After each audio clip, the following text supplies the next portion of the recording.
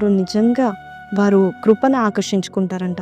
దేవుని మీద ఆశ పెట్టుకున్నది యాకోబు, యబ్బేజు. మంచును తృణీకరించిన, అయ్యా యేసయ్యా నీవు నాకున్నావు, నువ్వే నన్ను దీవించు అని ప్రాధేయపడినప్పుడు కృప దొరికింది. చాలాసార్లు ఎంతోమంది మినిస్టర్స్ దగ్గరికి వెళ్తాం, పోలీస్ వాళ్ళ దగ్గరికి వెళ్తాం, అధికారుల దగ్గరికి వెళ్తాం, వారి మీద ఆశ పెట్టుకుంటాం. ఈ కార్యము చేయండి అని మనం అడుగుతూ ఉంటాం.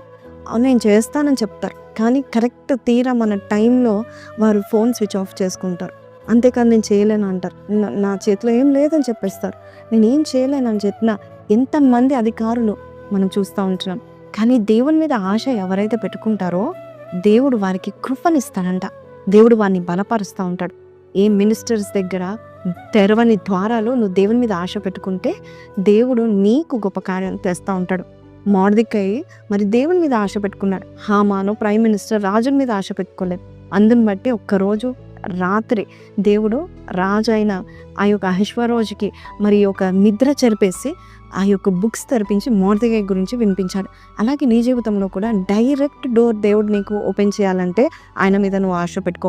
God is going to open direct doors.